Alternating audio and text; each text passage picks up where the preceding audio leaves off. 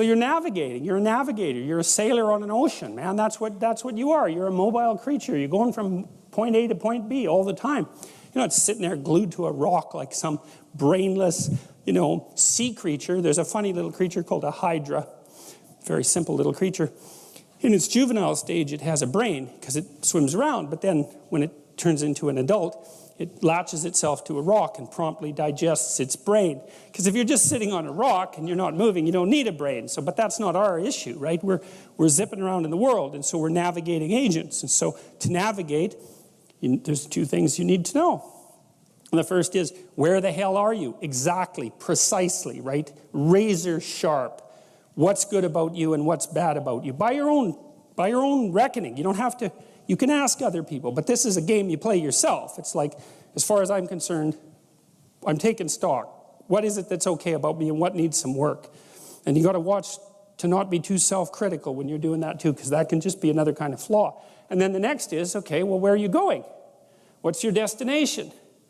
Well, and that's what the frame is. Now, you could do that in a very sophisticated way. And you do that by thinking consciously about who it is that you are in an articulated manner and where you want to go and why and how you're going to get there. And people hardly ever do that. That's come as such an absolute shock to me as an educator. Because one of the other programs, I use this in my classes. One of the other programs in this suite of programs is called the Future Authoring Program. And I started developing it in my Maps of Meaning class, which is where some of this material is from. And I got students to write about their past. It's like, okay, we're talking about stories, so let's tell your story. Who are you? How did you get here? And what are you now? That usually helps people put things to rest, although it's quite stressful while you're doing it. Stress goes up when you're doing it, and maybe you feel miserable for a couple of weeks, and then stress goes down and it stays down. So that's also why people don't do it, because who the hell wants to have their stress go up? But if it's temporary, it's a sacrifice. So then the next issue is, well, where are you going? And one of the things that, and this I cannot understand.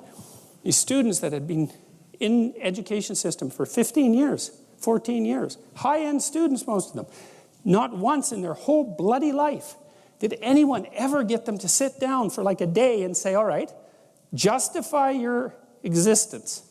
Like, well, seriously, it's like here you are in university, you're taking a bunch of courses, you've got some sort of vague career plan. It's like, defend the damn thing a bit, since you're going to go live it and everything. You're staking everything on it. It's like, what's your damn plan? And why are you so convinced that it's not the plan of a babbling fool? Because if you haven't thought about it, then it is. And if you really want to go out there and live that out, one of the things Carl Jung said was that you're in a story, whether you know it or not. And then he made two nice comments about that. If it's someone else's story, you're probably going to get a bit part. And it might not be the one you want. And if it's a story that you don't know, it might be one with a really bad ending. Or maybe it's just bad, period, with a worse ending. And if you don't know what the story that you're living out is, maybe that's the one. Maybe you got that from your mother, you got it from your grandmother, you got it from your aunt, or God only knows where you picked it up, because you pick up things like mad, because that's what human beings are like. So maybe you're living a malevolent tragedy unconsciously. And then one thing you might ask yourself is, well, how wretched and miserable is your life? Let's add futile to that. How wretched, miserable, and futile is your life? And you might say, well, yeah, 70% on each count. It's like, then you're probably unconsciously living out a malevolent tragedy. And maybe that's not for the best. Oh, it's either that or the whole universe hates you, right? Or 70% hates you, So anyways, we got students to start writing in detail about not what they wanted. It's not a career thing. Because that's the closest people usually get, is they have a career plan. It's like, no, it's not a career plan. That's peripheral. Important, but peripheral. It's like, all right, you got 3 years, man. You're going to live them anyways. Devote those 3 years to setting the world up around you so that it's the best it could possibly be for you. As if you were taking care of yourself, as if you cared for yourself. Well, what would that look like? Let's say, just for the sake of argument, if you figured out where you were, that you could have what would be best for you. Well, what is that? I bet you never asked.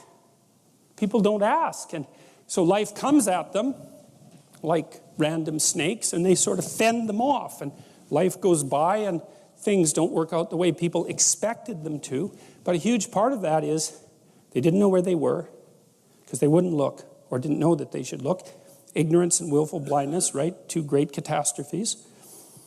And they never figured out where they wanted to go or why.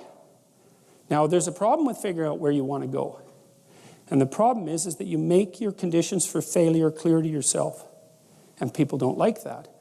So if you keep yourself in the fog, then you can't tell when you screwed up. Now, that isn't so good because you're still screwing up. You're just too blind, self-blind to notice. Although in the short term, that's less painful. If you make your criteria for success razor sharp, then you know every time you screw up. But that's great because then you could fix it. You could either repair the behavioral inadequacy or the conceptual inadequacy that you're using as a tool in that situation, or maybe you could adjust your damn plan. Either way, you can fix it. And so, okay, so you're living in one of these bloody things, and you might as well, it seems to me, you might as well make it the best one you could live in because you don't have anything better to do. Now, if you don't do that, if you don't do it consciously, and this is what the psychoanalysts pointed out, is that you have innumerable quasi-autonomous subsystems that make you up that will generate stories impulsively, and you'll just act them out. And you know that because you watch yourself over 2 weeks and you think, Jesus, I did a lot of stupid things in the last 2 weeks. And you think, why? And it's because you're a collection of somewhat random quasi-autonomous personality units, and lacking a leader, they're just going to fire off whenever they want. You know, first you're hungry, then you're thirsty, then you want to go to bed with your wife, you know, then you want to sleep in, then you want to tell your boss off, then you want to curse at the guy that cuts you off in traffic. It's like, you're kind of like a 2-year-old, you know, just it's one emotional frame after another vying for dominance. There's no overarching hierarchy, and there's no king at the top. And so, you know, we already talked about pyramids of competence, and what's supposed to be at the top is you want to bring all those things together. We understand this neurologically. I'll show you some of that in a little bit. We understand this neurologically, how this maps in some sense right onto the neural structure of your being. You want to put something in control, and the thing that you should put in control is the bloody thing that pays attention and learns, right?